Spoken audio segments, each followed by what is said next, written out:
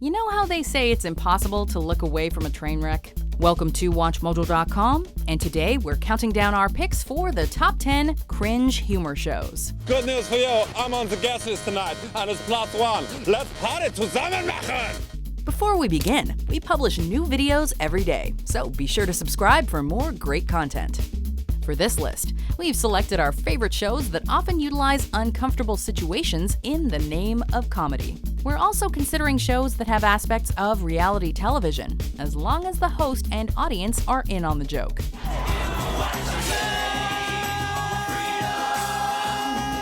Number 10, The Last Man on Earth. Phil, did you shave your chest? Sure did. Did you shave yours? Will Forte made a name for himself playing awkward characters on Saturday Night Live, and his first TV leading role played to his strengths. The show focuses on Phil Miller, a man who believes himself to be the only survivor of a deadly virus, until he discovers there are others. Anyway, hello, I guess. Actually saw you a long time ago, and I always wanted to come say hi, but, I don't know. Pairing Forte with Kristen Schaal, a queen of cringe, was a stroke of casting genius, as the two have a rapport that can only be described as uncomfortable, but in the best way. That's not to say the supporting cast of quirky characters doesn't hit it out of the park as well. It'll make you squirm, but you will love every minute. Phil? Wait, you know Phil? Phil's my husband. Number 9. Check It Out with Dr. Steve Brule. Soup tub, so I just had a contest with myself of how I could hold my breath. Tastes like I sweat. John C. Reilly plays the host of this faux docuseries to awkward perfection. Dr. Brule is, in a word, strange. On his show, he checks out various facets of life by trying new things and interviewing talking heads, some of whom are unaware that Dr. Brule is just a character. What kind of animal you want to be, Dingus? Probably a dog. Nope. No? That's not it. You'd be a dangatang. The humor is entirely derived from the title character, who seems oblivious to the embarrassment he causes himself and his guests. The series even delves into black humor as he occasionally reveals horrifying facts about his childhood to strangers. Their reactions may vary, but they share one similarity: complete and utter discomfort. Had a whole can of cream corn for breakfast. Hey, I have an idea. Let's have an animal parade. Ready, go. Number 8. I'm Alan Partridge. Why are you speaking like that? Oh, it's a voice box.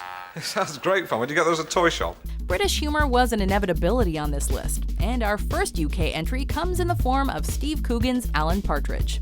After a failed career in television, he's been reduced to a night show on the radio. For someone who interacts with people for his job, he really manages to always say the wrong thing.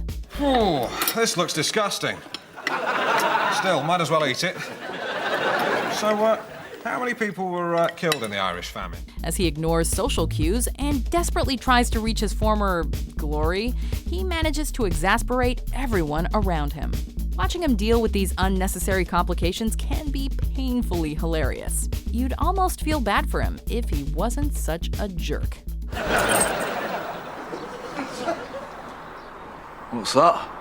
It's a tip. I panicked. Number 7. Flight of the Conchords. Do you want to kiss me? Oh, yes, please. Are we going to watch a DVD or what? Jermaine Clement and Brett McKenzie released their first comedy folk album in 2002. 5 years later, the two Kiwis began their critically acclaimed series of the same name. This musical series follows two struggling shepherds turned musicians in New York, with each episode featuring at least one original song incorporated into the plot. I can't believe that I'm sharing a kebab with the most beautiful girl I have ever seen. The pair has kinetic chemistry, and each song is comedic gold, though the characters in the show may disagree. That is, except their stalker Mel, played by Kristen Schaal, making her second appearance on this list. It's probably the most uncomfortable New Zealand export since Gollum. Well, this isn't my place, is it? This is your place. Well, I must be sleepwalking. Oh no, don't wake me, you could kill me. Number 6. Nathan for You. I love you.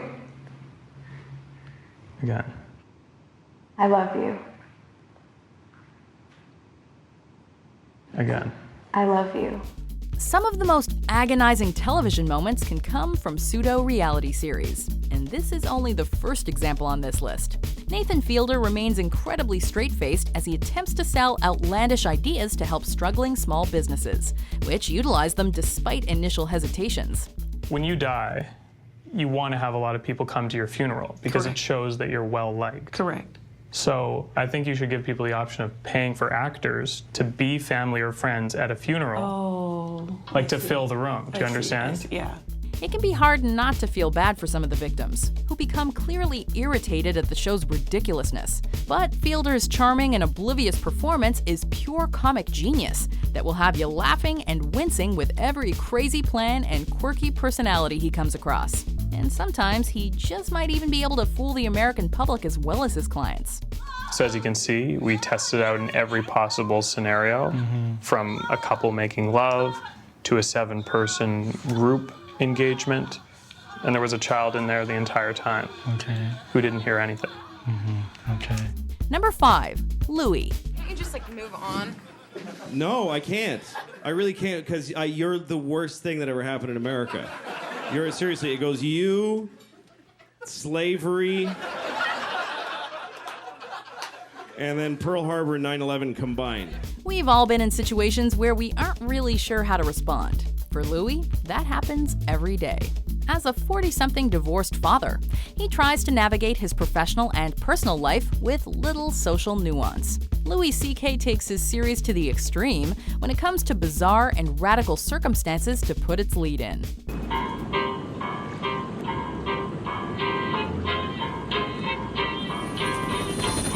These strange situations may have you laughing while you're launching yourself out of the room to escape.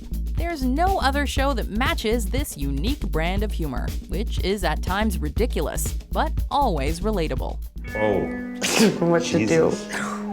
That's artistic. Okay, then. Number 4, The Ali G Show. What happens if they say your mum is her oh and I know because I has done it with her? Well, then surely then you can pop a cup that in would be their a ass. terrible thing to say, but...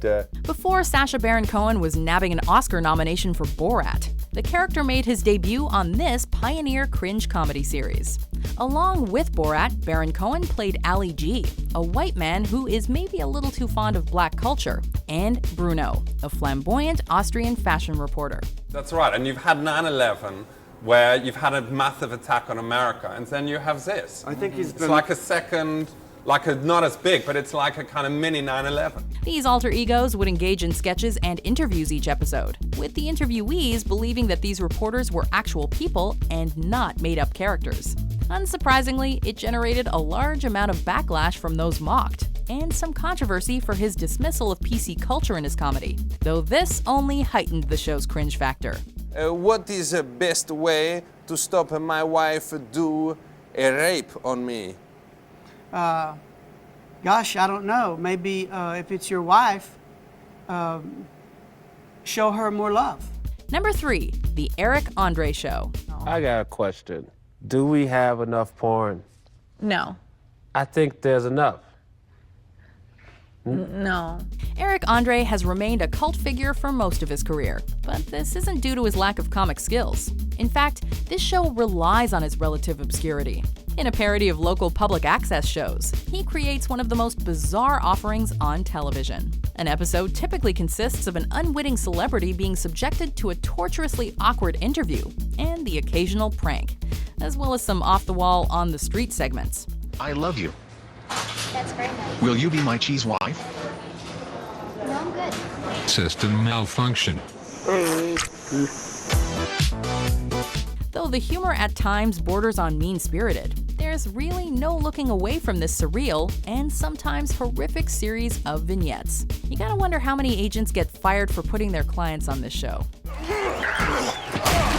my God. That's the kind of interview you signed up for. Number 2, The Office. This isn't worth it. It's stupid. Obviously, in a real situation, we take all the way down, but this is the drill, so I think we can leave her here. How much is use the lift? No, not even in a drill. Never use a lift. The American remake of Stephen Merchant and Ricky Gervais's Genius series had a longer run and is more widely known, but it wouldn't exist without the original. Gervais stars as the narcissistic and delusional David Brent, the general manager of Wernham Hogg Paper Merchants. You've charmed me. Yeah? You've got the job.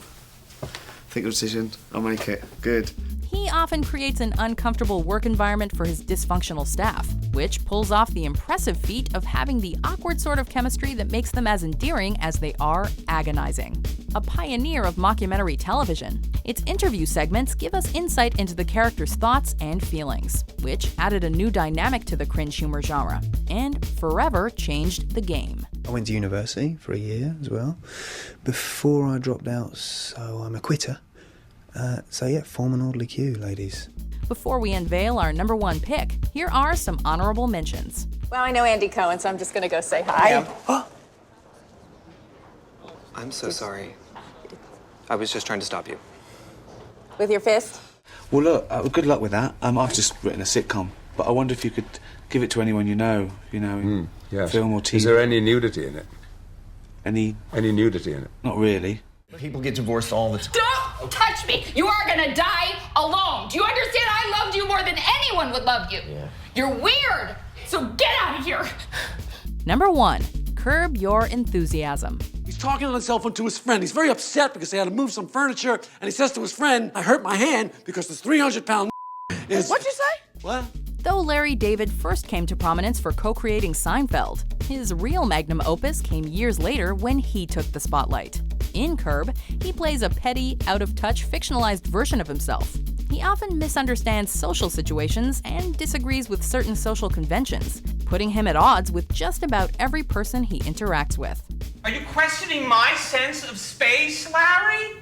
I'm not questioning your sense of space, Thank you. Bring in the goddamn TV and be done with it. Hey, this is not a marriage. Can we just do this? With a mix of written comedy and improvisation, the series has cemented its unique brand of charm, garnering critical praise and a huge fan base. Nearly every other show on this list has described David as one of their major comedic influences, and it just doesn't get any cringier than that.